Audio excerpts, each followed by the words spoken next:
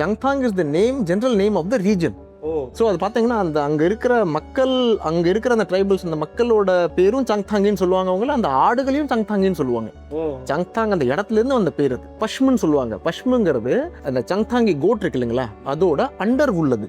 வெளியே வந்து ஒரு கோர்ஸான உள் இருக்கும், உள்ள வந்து உடம்ப ஒட்டி ஒரு ரொம்ப நைஸான ஒரு அண்டர் உள்னு சொல்லுவாங்க. அதை அதுக்கு பேர் பஷ்மு. பஷ்மு வந்து நிறைய விதமான ஆடுகள்லேருந்து வரும். இந்தியாவில் வந்து லடாக்ல மட்டும்தான் பஷ்மினாங்கிற அந்த வூலோட ப்ரொடக்ஷன் இருக்கு. அது வந்து சங்தாங்கி அப்படின்னு சொல்லிட்டு ஒரு ஆடு வகை. ரொம்ப ஹை ஆல்டிடியூட்ல 15,000 feet அந்த ஹை ஆல்டிடியூட்ல -40 to 50 degrees செல்சியஸில் வந்து அது மேயும். அதோட அந்த பஷ்முங்கிறது வந்து ரொம்ப ரொம்ப வந்து ஒரு மைக்ரோன் கணக்கில் அதை எண்ணுவாங்க. அதோட திக்னஸை வந்து மெஷர் பண்ணுவாங்க. ரொம்ப ரொம்ப சாஃப்டான ஒரு ஒரு ஒரு ஒரு விலை மதிப்பில்லாத ஒரு ப்ராடக்ட் அது. அது வந்து அதை ஒரு மாதிரி டெலிகேட்டாக காம் பண்ணி எடுக்கணும்.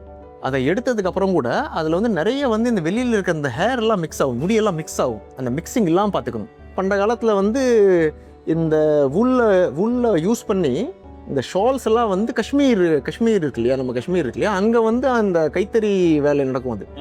அதை பண்ணதுனால வெள்ளைக்காரங்க வந்து அங்கே வந்தவங்க வந்து அதை வந்து பொதுவாக அதை வந்து பஷ்மினானாலே காஷ்மீர்னு வந்து, ஆனால் it's difference between Kashmir and pashmina.